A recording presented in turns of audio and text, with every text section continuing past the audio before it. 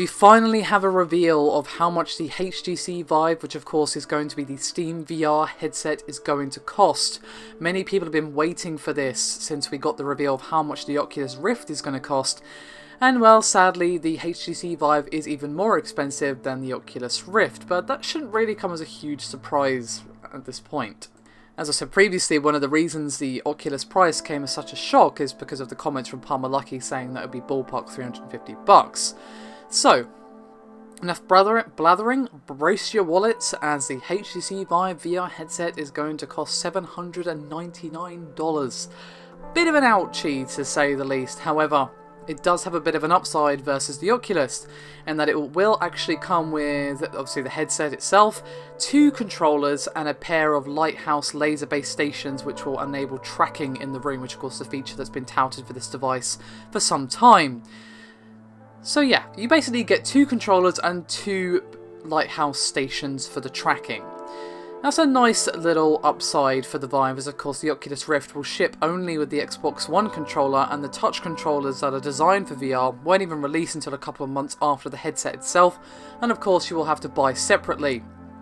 Given that the Oculus Rift costs about $600, you're probably not looking at that much price difference once you add in 2 controllers. Obviously that's pure speculation, I have no indication of how much the Oculus Rift controllers actually cost.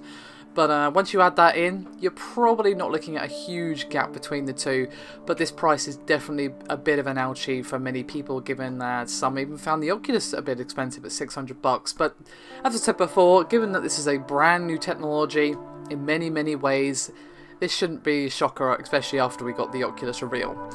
However, I do have a bit more information for you today, a couple of features, as we'll be getting with the HTC Vive, an integrated microphone and Bluetooth compatibility with certain smartphones, which basically allow you to answer phone calls without needing to remove the headset, which is nice. And that's thanks to the Vive phone services, which will either deliver you text messages and calendar invites. You also get a couple of free games with the launch copy of the HTC Vive, and that is going to be Fantastic Contraption and Job Simulator. As for those of you asking, well, when's it coming out? Sadly, I don't know exactly, but we do know that pre-orders for the Vive will begin on February the 29th, with the first shipments arriving in April, so we can probably expect a release around then, but no exact date at the time of recording. I'd love to hear your thoughts, guys. I've seen many people saying they're going to buy one or the other regardless of how much it costs, especially for the Vive, because obviously Valve have a lot of consumer backing for various reasons. I'd love to hear your thoughts if perhaps you're one of those people, if this price tag has put you off, or if it hasn't, or just as a general user, what do you think of this price tag? Do let me know your thoughts. My feeling is the same as the Oculus. The first run of VR headsets are going to be for the power user, for the enthusiast, and of course for the gamer with a bit more disposable income.